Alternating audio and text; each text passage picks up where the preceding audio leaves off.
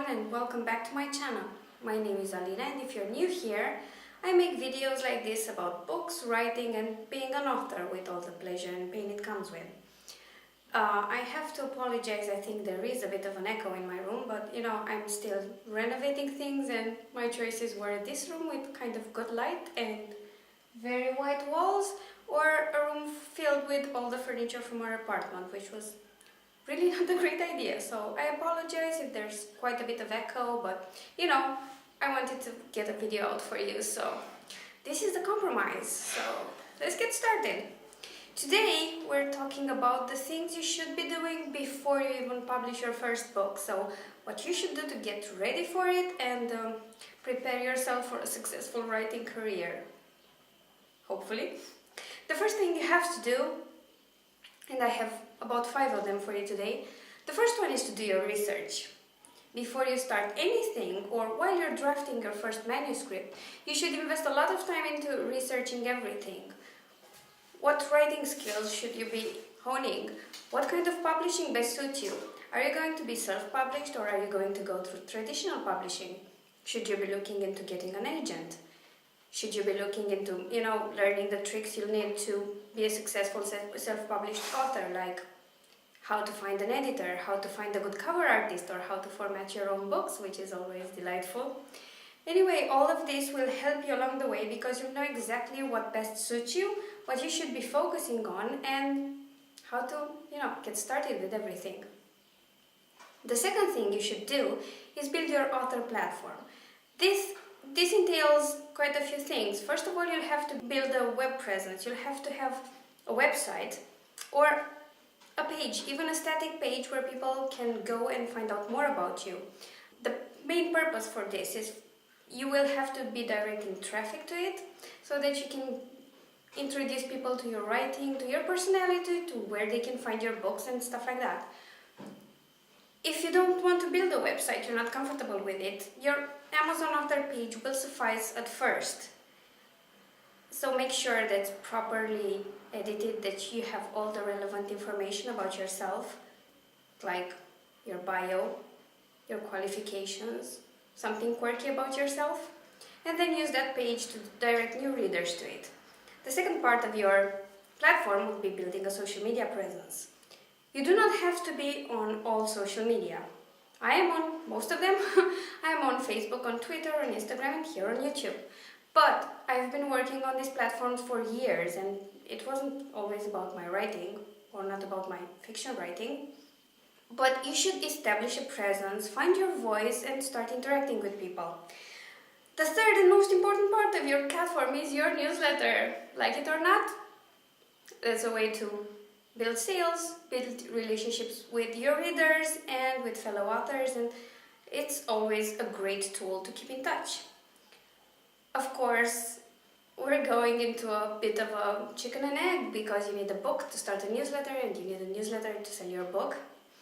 But there are ways around that, and I will have a dedicated video next week for you discussing how to build your newsletter as a newbie author or as a seasoned author, using all the tricks I've run across, including freebies, rewards, and giveaways.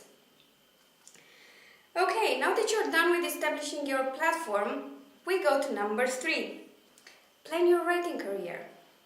You have a platform that you've built before publishing your book, you've done your research and you know where you're heading. Now it's time to plan it very carefully. If you're a self-published author or aim to be a self-published author, you have to come up with a publishing schedule and all the marketing that's connected with said publishing schedule. If you release a book, how are you going to sell it? How are you going to market it? How are you going to promote yourself?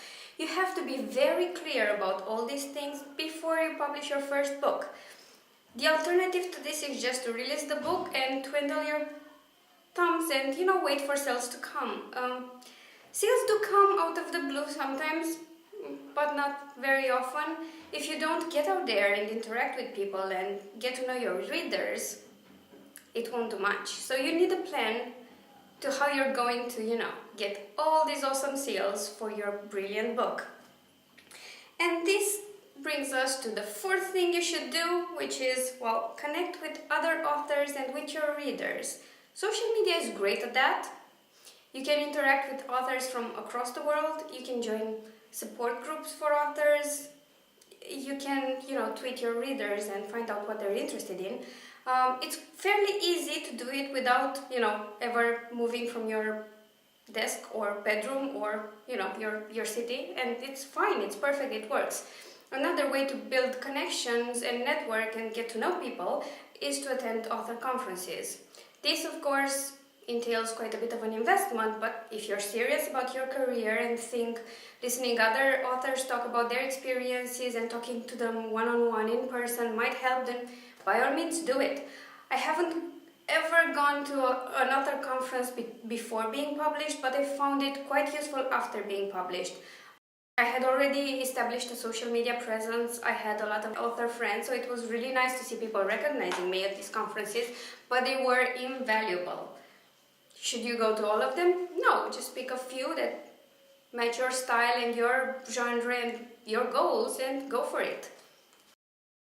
And the last thing you should do, so 5th on our list today, is prepare yourself mentally. Writing is challenging. Sometimes it's just super lonely. You just stare at your computer and try to get all those words out. There are ways around it to make it more social, but it's still quite strenuous and it will take a toll on you, especially after you publish. The moment you publish a book, one thing will happen for sure. Maybe not on the first day, maybe not in the first week, maybe it will take a month or two, but you'll get your first negative review. And that stings. It stings like hell, no matter how tough you think you are or how used to people spouting their opinions about you on the internet. It will still hurt because your book is your baby and it's okay to hurt. It's no problem, we all go through it. What you need to do is prepare yourself for this phase and for all the mean stuff people might say about you even before reading your book. I mean, I've been told I should go die and eat shit and pretty much a lot of nice stuff, but at the end of the day it's just people spouting shit online. It's nothing new, we all deal with it. And when you look at it, negative comments and negative reviews should never count more than the positive ones. There will always be tens or hundreds of people cheering you on, offering their support and their advice and saying how great you are. And you should focus on that. Of course, if 1,000 people say your book sucks, maybe if there aren't 10,000 saying it's great, you should consider maybe, re-editing it or rewriting it, but that's pretty rare. Most books, self-published, traditionally published, they have their niche, they have their target, and they have people who love them. And you should look forward to that. Try not to make the nastiness that goes with publishing a book more important than all the wonderful things that are out there. Well, I hope you find these 5 things quite useful and you'll keep them in mind if you're thinking about, starting a writing career. If you're a seasoned author and you haven't done all of this yet, well, you should start on it right now. And if you have any questions or comments or other suggestions for newbie writers, please leave them in the comments. Thank you so much for watching. I hope you've enjoyed this video, and if you did, please consider liking it, sharing it with your friends and subscribing to my channel. I always welcome more people here to join our large numbers of 100. But anyway, I will see you all next Thursday. Bye!